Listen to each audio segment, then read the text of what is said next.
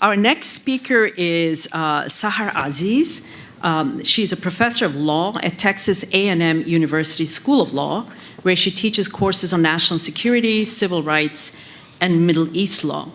She also serves as a non-resident fellow at Brookings Doha Center. Prior to joining Texas A&M, Professor Aziz served as a senior policy advisor for the Office for Civil Rights and Civil Liberties at the U.S. Department of Homeland Security, where she worked on law and policy at the intersection of national security and civil liberties. So, Sahar, you're up. Thank you. Thank you so much for inviting me. It's a pleasure to be here. Thank you to the CSID organizers. This is a very timely conference, fortuitously perhaps. So the first point that I think is important to make is that the insertion of the adjective radical in front of radical Islamic extremism in terms of the renaming of CVE is a red herring. It's very clear from the statements that Trump has made and his top advisors, those who have been fired and those who remain, that this is more of a crusade-like, a modern-day version of their delusion that the crusade still is going on. I wouldn't even call it a clash of civilizations because they don't think Muslims are civilized. I think they see the entire Muslim world or Muslim majority world as barbaric, heathen, uncivilized, along the lines of the crusade-like rhetoric that occurred, over 1,000 years ago. So, yeah, radical it's Islamic extremism. They might as well just call it countering Islam. That's the first point I want to make. And once we accept that reality, and then we have to ask ourselves, so what are the implications of that? So the first, which I think is the most obvious, is that whatever goodwill there is between Muslim American communities, which are very diverse ethnically and socioeconomically and geographically, is now even less. Because as we heard in the first panel, it is a message that you are a problem. 3 to 6 million people, you're a fifth column, you're a problem, you're suspect. The executive orders, which were also what I call the partial Muslim ban, corroborated that.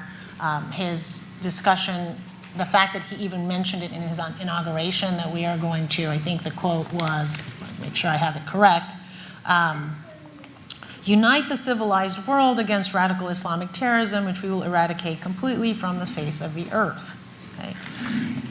To take the time to use that time in an inauguration speech is very meaningful and very telling. So whatever intent or plans there were to, quote unquote, work with Muslim communities, I think has now been seriously compromised, which local law enforcement and state law enforcement are the biggest losers in terms of the effect of that. The second is it signals to the United States, domestically to Americans, that white nationalism is okay. Because that's the other side of the coin, is the rise of terrorism in the United States, and I'll cite the data in just a minute, has really come more from right-wing extremists in terms of the number of groups. The Ku Klux Klan chapters have increased significantly. What do you call them? The alt-right, which are effectively white supremacists, are now out in the open, shamelessly engaging in hateful rhetoric against all sorts of racial and religious minorities, and they are his base. So at the same time that he's claiming Muslims are a problem and they are a threat to our national security, he's also signaling that white nationalists, white supremacists are as American as apple pie, which some historians may argue is actually true. So there's a mixed message there that's very contradictory. The third is that I think what he's done is he's lifted the cover off of something that's been going on since 2001, which I'm currently writing about, which is what I call the authoritarianization of counterterrorism in the United States. What we're finding is we have this administration that's kind of this culmination of now 16 years of authoritarian policies and practices, or authoritarian-like policies and practices in the United States. where we're losing our privacy rights, we're losing many of our civil liberties rights, we're subjected to mass surveillance by the NSA, where civilians are arbitrarily called enemy combatants and then put into indefinite detention after they're tortured, and the evidence used from torture is used in these military trials that some think are kangaroo trials. All of these things are things that you usually see in authoritarian regimes, and also the militarization of the police. So there's a much bigger trend that's happening, and what Trump's administration, his election has done is made it very clear to those who have been paying attention to the erosion of civil rights. And an offspring of that is that what you have is the convergence of interest between this authoritarianizing. I will not say that we are an authoritarian regime. I think a political scientist would, it would be heresy. I am just simply claiming that we are going down a path. And to become authoritarian is a process, just like to become a democracy is a process, which ultimately failed in places like Egypt and other post-Arab Spring countries, but they were trying to do that. But what we're seeing is this convergence between this country, or this government, I'll say this regime, that wants to demobilize certain people and demobilize mobilization, or demobilize people who oppose it, and delegitimize government. For example, the tweets about Comey, the tweets about the special counsel by the President of the United States, what that does is it tells Americans in his base, your government is not legitimate. Don't trust the special counsel. Don't trust the DOJ. It's when he talks about judges and he insults the judiciary and he insults judges on tweets that go to his base, many of whom have already anti-establishment beliefs. Many of them may not necessarily have a high level of education, and so they're more easily manipulated and subjected to this ideology. They then start questioning their judiciary. They start questioning the rulings. All of these are traits that you see in an authoritarian regime. So what he's doing is very dangerous from a macro perspective in the long view. And this kind of radical Islamic extremism is just one component of a much bigger issue. So the benefit then is for example, he's going to Saudi Arabia, and what is he going to be talking about? Yes, he's going to talk about Islamic extremism, but what's he really going to be talking about? A 10-year deal to sell $350 billion worth of military aid to them. And he just made a $2 billion deal with the United Arab Emirates. So who benefits? The defense industry benefits. And in many ways, there is this very bizarre dependency between ISIS, who clearly is benefiting from the failure of the Arab Spring, failing from the anti-Muslim clash of civilizations, for lack of a better term, that's being propagated by the West, that they can then use that to recruit. The Saudi Arabia and the UAE and the Gulf countries are using it as a justification to engage in their sectarian war with Iran, and we sell them arms. And we're willing to do that, or at least the current administration, as long as it doesn't come into the United States. So as long as there's no violence in the US, there's no terrorism in the US, let them kill each other and we will make money off of them doing that. And that's kind of a different iteration of imperialism. Because if we were truly committed to democratizing the Middle East, putting aside the problematic term, but we would have supported the Arab Spring. We just hung out the reformers to dry. There were indigenous people, both Islamist and secularist, who truly wanted to democratize their countries from the inside.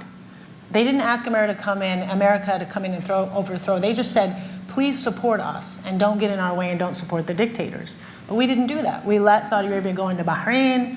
We let Sisi have a military coup. We let Saleh have an escape route in Yemen.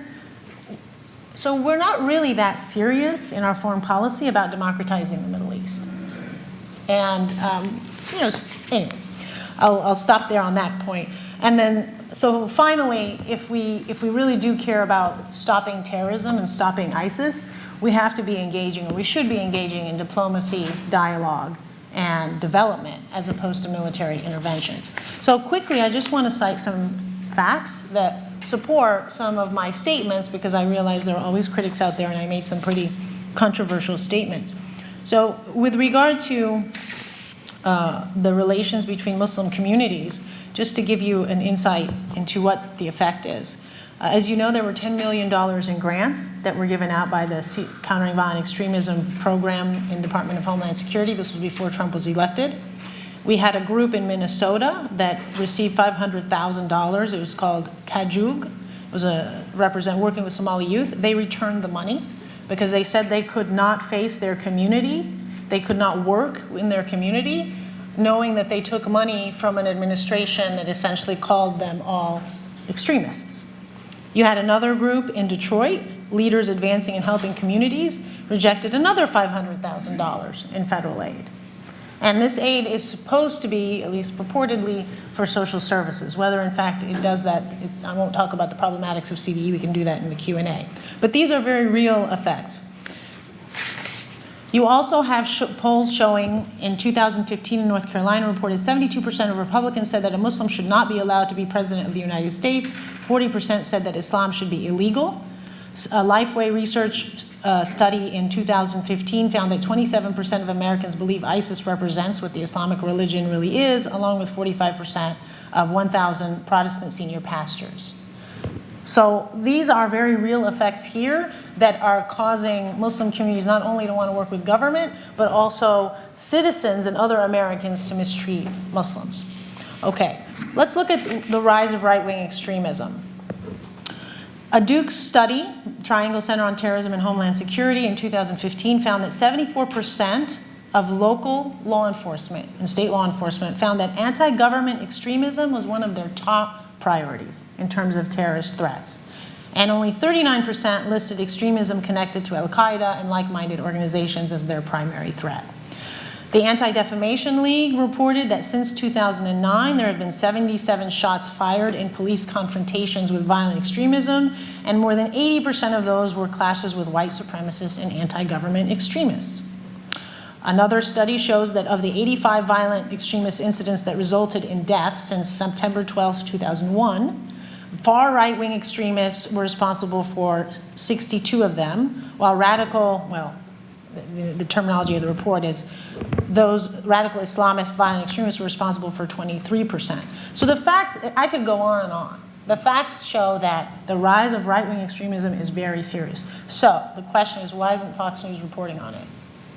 Why isn't, if he's really that serious about homegrown terrorism and a domestic terrorist threat, why isn't he looking at these right-wing extremist groups?